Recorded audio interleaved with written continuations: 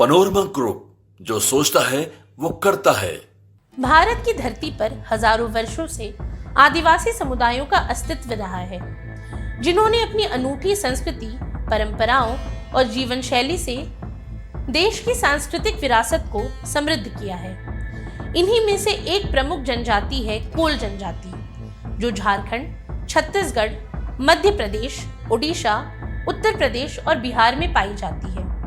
कोल जनजाति का इतिहास संघर्ष और वीरता की कहानियों से भरा पड़ा है, जिन्होंने समय समय पर बाहरी शासकों के खिलाफ आवाज उठाई और अपनी पहचान बनाए रखी। दरअसल कोल जनजाति को भारत की सबसे प्राचीन आदिवासी जातियों में से एक माना जाता है। ऐतिहासिक शोध बताते हैं कि कोल मूल रूप से द्रविड़ समूह से संबंध रखते हैं और भारत में आर्यों के आगमन से पहले ही बसे हुए थे। ये जनजाति कभी गंगा यमुना के मैदानी इलाकों में भी फैली हुई थी, लेकिन बाहरी आक्रमणों, शासकों की नीतियों और उत्पीड़न के कारण धीरे धीरे ये समुदाय जंगलों और पहाड़ों की ओर विस्थापित हो गया। ब्रिटिश शासन के दौरान कोल जनजाति को भीषण शोषण का सामना करना पड़ा। अंग्रेजों द्वारा जमींदारी प्रथा लागू करने, भारी कर लगाने और जबरन मजदूरी कराने से कोल समाज बेहद असंतुष्ट था। 1831 और 32 में बुधू भगत, जुआ भगत और मदारा महतो जैसे वीर नेताओं के नेतृत्व में कोल विद्रोह हुआ। ये विद्रोह अंग्रेजों और उनके समर्थक जमींदारों के खिलाफ एक उग्र आंदोलन था, जिसमें हजारों कोल योद्धाओं ने अपनी जान की परवाह किए बिना हिस्सा लिया। हालांकि ब्रिटिश सेना ने इस विद्रोह को बेरहमी से कुचल दिया, लेकिन ये संघर्ष भारतीय स्वतंत्रता संग्राम के लिए एक प्रेरणा स्रोत बन गया। इस विद्रोह ने यह साबित कर दिया कि कोल जनजाति न केवल अपनी स्वतंत्रता बल्कि संस्कृति और अधिकारों के लिए भी लड़ने में सक्षम है। कोल जनजाति की संस्कृति प्रकृति से गहराई से जुड़ी है। उनकी प्रमुख भाषाएं कोरवा, मुंडारी और नागपुरी हैं, लेकिन वे हिंदी भी बोलते हैं। ये जनजाति सूर्य, चंद्रमा, नदियों, पहाड़ों और वृक्षों की पूजा करती है। हालांकि कुछ लोग हिंदू और ईसाई धर्म भी अपनाने लगे हैं। इसके अलावा इनके प्रमुख पर्व सरहुल, कर्मा, सोहराई और माघे हैं, जो प्रकृति और कृषि से जुड़े होते हैं। मांदर, ढोल और नगाड़ा की थाप पर इनके पारंपरिक नृत्य और संगीत जनजातीय जीवन की ऊर्जा को दर्शाते हैं। इसके अलावा कोल जनजाति आर्थिक रूप से कृषि, वनोपज संग्रह, शिकार और मजदूरी पर निर्भर है। हालांकि कुछ लोग सरकारी नौकरी और व्यवसाय की ओर बढ़ रहे हैं, लेकिन शिक्षा का स्तर अब भी कम ही है।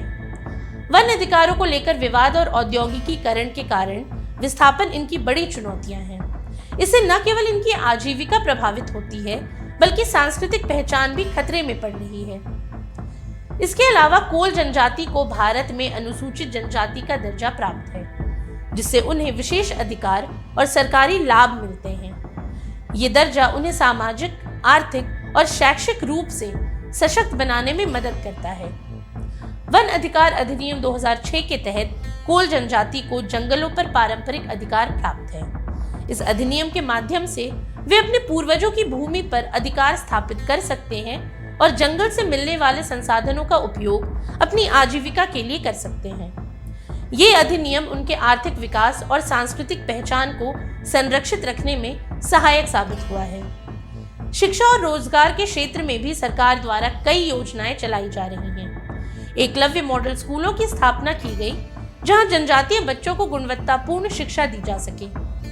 इसके अलावा छात्रवृत्ति योजनाओं और सरकारी नौकरियों में आरक्षण का प्रावधान किया गया, जिससे कोल जनजाति के युवा उच्च शिक्षा प्राप्त कर बेहतर रोजगार के अवसर पा सकें। साथ ही सरकार द्वारा आवास और स्वास्थ्य सुविधाओं को मजबूत करने के लिए भी कई योजनाएं लागू की गई। प्रधानमंत्री आवास योजना के तहत कोल जनजाति के लोगों को पक्के मकान उपलब्ध कराए गए।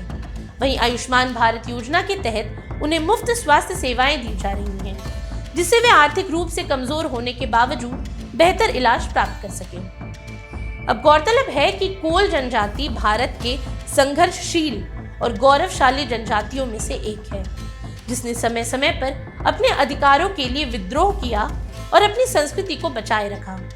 आज आधुनिकता और सरकारी योजनाओं के प्रभाव से कोल समाज में धीरे धीरे परिवर्तन आ रहा है, लेकिन अब भी कई क्षेत्रों में गरीबी, अशिक्षा और विस्थापन जैसी चुनौतियां बनी हुई हैं। आवश्यकता इस बात की है कि कोल जनजाति के लोगों को उनकी संस्कृति, परंपराओं और अधिकारों को संरक्षित रखते हुए आधुनिक विकास में भागीदार बनाया जाए। तभी ये समुदाय अपनी असली पहचान के साथ आगे बढ़ पाएगा। आज के लिए इतना ही।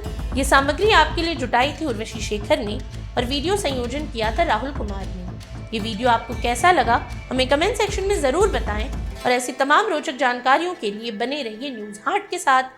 और अब तक अगर आपने हमारे YouTube चैनल को सब्सक्राइब नहीं किया तो अभी जाकर करें और Facebook पर हमारे पेज को लाइक और फॉलो करना ना भूलें।